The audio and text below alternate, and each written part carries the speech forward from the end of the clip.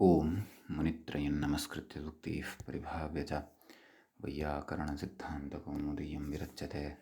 नमः सर्वेभ्यः श्रोतृभ्यः। अस्माभिः गतपाठे यद्यत् पठितं तद् एकवारं स्मरामः। वयं वैयाकरणसिद्धान्तकौमुदी इत्याख्यस्य ग्रन्थस्य कारकप्रकरणं पठन्तः स्मः।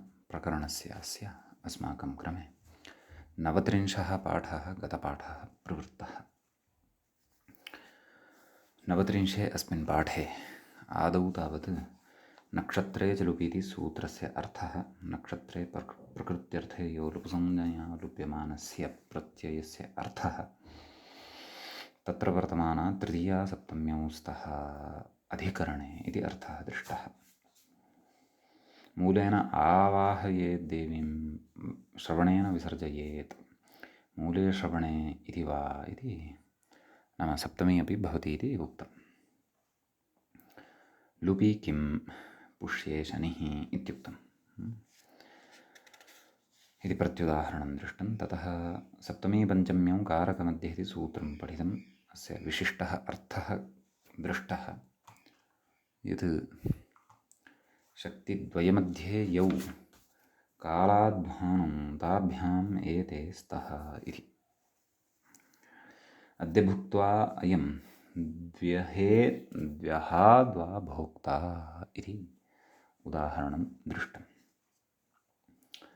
तत्र उक्तं यत् कर्तृशक्त्योर्मध्ये अयं कालः भवति। ततः इहस्थोऽयं क्रोशे क्रोशाद्वा लक्ष्यं विध्येत् इति अध्ववाचकात् शब्दात् अपि च कारकद्वयमध्ये अध्ववाचकात् शब्दात् पञ्चम्याः सप्तम्याः च विधानम् अत्र भवति। तादृशमिदम् उदाहरणं दृष्टं। ततः तत्र उक्तमेव कर्तृकर्मशक्त्योर्मध्ये अयं देशः, अधिकशब्दयोगे सप्तमी अपि च पञ्चमी विभक्तिः अपि भवति इति उक्तं। तत्र तदस्मिन् अधिकमिति दशान्ताड्डः यस्मादधिकं यस्य चेश्वरवचनम् इति च निर्देशात्। लोके लोकाद्वा अधिको हरिः इति तत्र अस्माभिः दृष्टम्।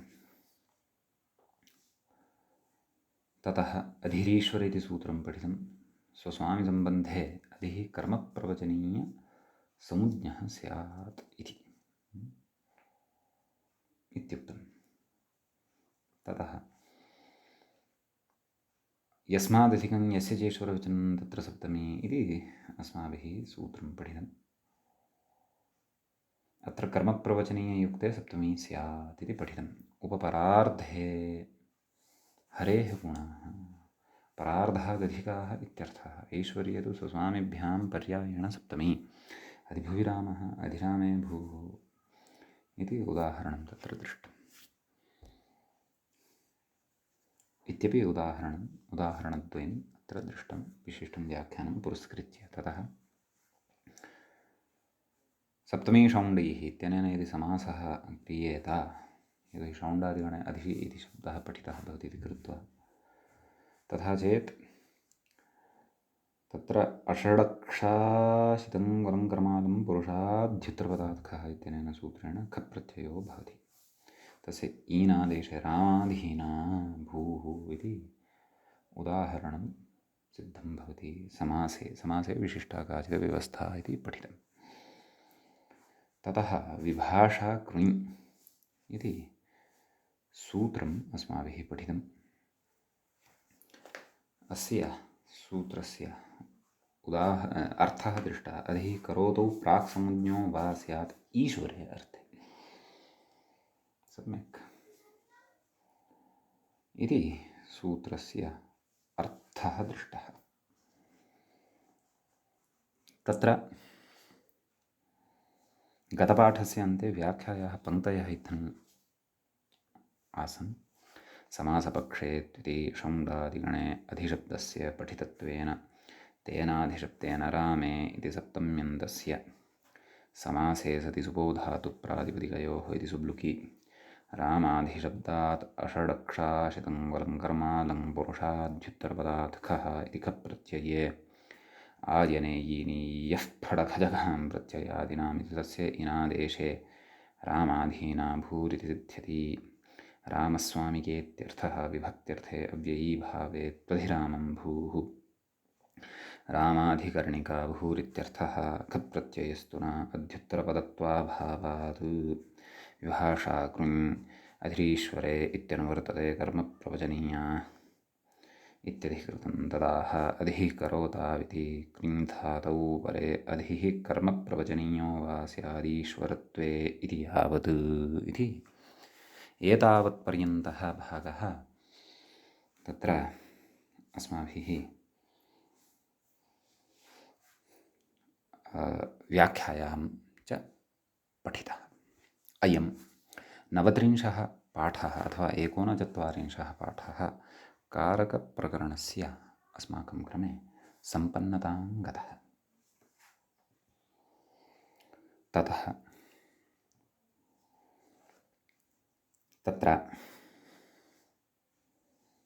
उदाहरणम् इदानीम् अग्रे द्रष्टव्यमस्ति। इदानीम् अस्माकं क्रमे कारकप्रकरणस्य अस्य 40 पाठः अन्तिमश्च पाठः आरब्धो भवति। यदत्र माम् अधिकरिष्यति इति उदाहृतम्। कोऽर्थः? यस्मिन् विषये माम् अधिकरिष्यति तत् माम् अधिकरिष्यति यत् तद्युक्तम् इत्यर्थः। एवं खलु? कोऽर्थः? तत्र विनियोक्ष्यते इत्यर्थः इत्येतस्मिन् विषये अग्रे कथयिष्यति, व्याख्याता कथयति। अत्र कर्मप्रवचनीययोगे माम् इति द्वितीया, कर्मप्रवचनीययुक्ते द्वितीया। सम्यक्। यस्मादधिकं यस्य चेष्वरवचनं तत्र सप्तमी इति तु अत्र न शङ्कनीयम्। कुतः? यतोहि यस्मादधिकं यस्य चेष्वरवचनम् इति एतादृशी विवक्षा अत्र नास्ति। अत्र केवले ईश्वरे अर्थे इत्युक्तमस्ति। कस्माच्चित् कस्यचित् आधिक्यप्रसङ्गः अत्र नास्ति इति भावः। सम्यक् कथयति अग्रे। अत्र कर्मप्रवचनीययोगे माम् इति द्वितीया,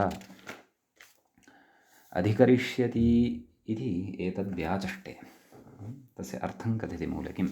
विनियोक्ष्यते इत्यर्थः इति कथयति इत्यस्ति। इह विनियोक्तुः ईश्वरत्वं गम्यते। व्याख्याता कथयति नैव मूले उक्तं खलु, इह विनियोक्तुः ईश्वरत्वं गम्यते इत्युक्तं खलु। ततः नाम विनियोक्ता यः अस्ति तस्य ईश्वरत्वं वर्तते। अतः तादृशे ईश्वरे अर्थे गम्यमाने अधिः इत्येतस्य कर्मप्रवचनीयसंज्ञा भवति। करोति नाम कृधातुः यदा परतः भवति तदा इति भावः। इदानीं कश्चन विशिष्टः विचारः अत्र उच्यते। किमुच्यते चेत् अग्रे कथयति। तर्हि कर्मत्वादेव द्वितीया सिद्धेः माम् अधिकरिष्यति, माम् अहं यः अस्मि अथवा अस्मत् शब्दवाचकः अत्र कर्मत्वं भजते एव खलु।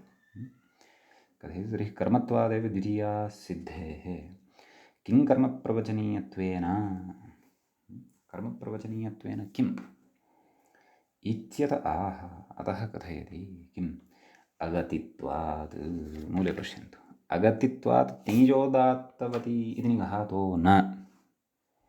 कर्मप्रवचनीयसंज्ञा गतिसंज्ञायाः उपसर्गसंज्ञायाः च बाधिका भवति इति पूर्वं द्वितीया प्रपञ्चनसमये अस्माभिः ज्ञातं श्रुतम्। एवं खलु, एवं खलु। तिञ्चोदात्तवती सूत्रमग्रे पठिष्यते स्वरप्रकरणे इति निघातो नाम तेन अनुदात्तत्वं न भवति। निघातः नाम अनुदात्तत्वं। कथयति व्याख्याता, उदात्तवति तिङि परे गतिर्निहन्यते इति तदर्थः। उदात्तवान् तिङ् यदा परतः भवति तदा गतिसंज्ञकः यः भवति तस्य निघातः भवति। तर्हि करोति इति उदात्तवत् वर्तते अथवा उदात्तवान् तिङ् तत्र वर्तते। गतिसंज्ञकः अधि इति वर्तते, तस्य निघातः स्यात् नाम अनुदात्तत्वं स्यात्।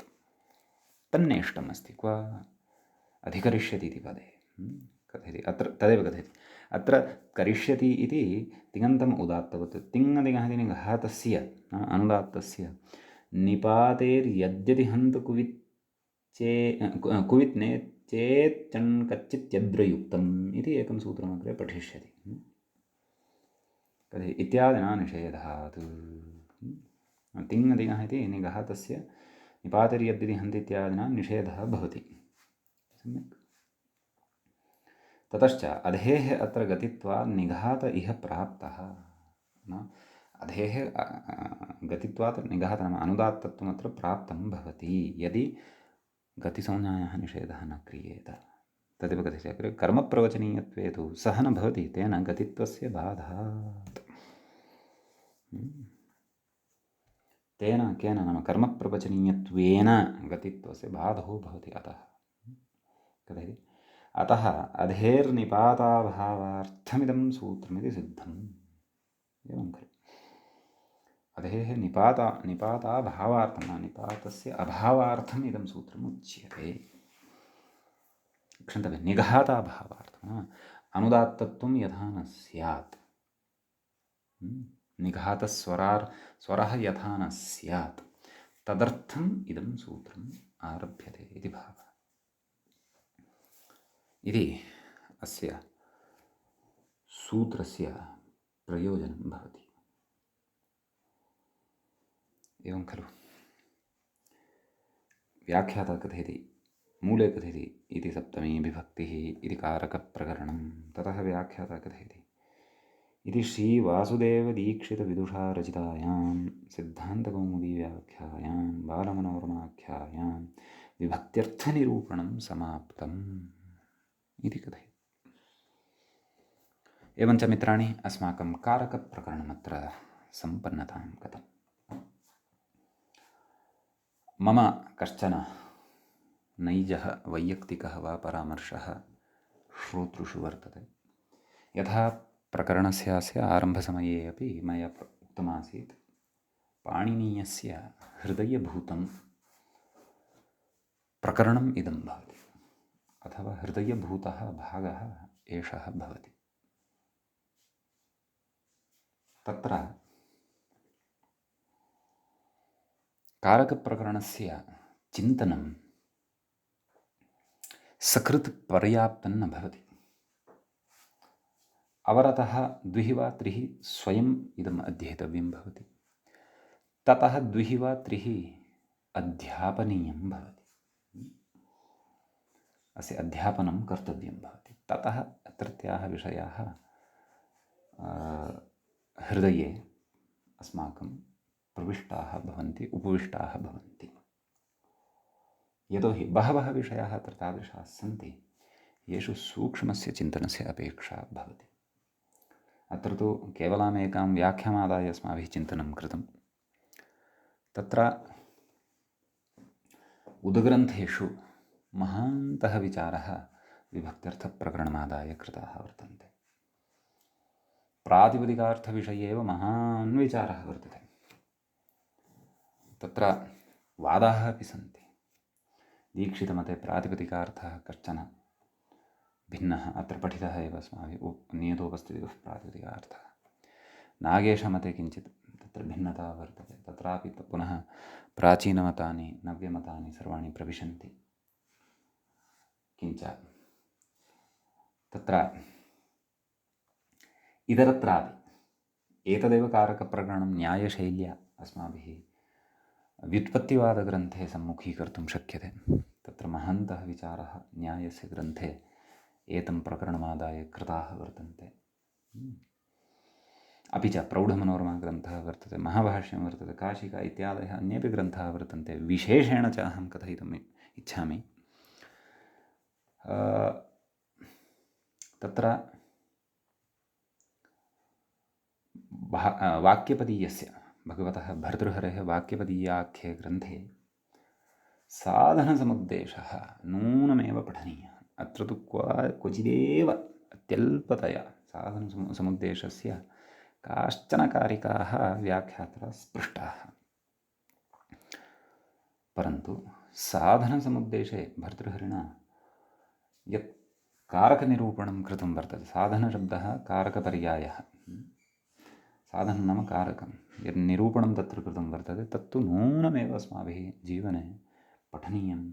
यदि कारकस्य पाणिनेः हृदये इतोपि अन्तः प्रविश्यते तस्य अभिप्रायाः ज्ञातव्याः।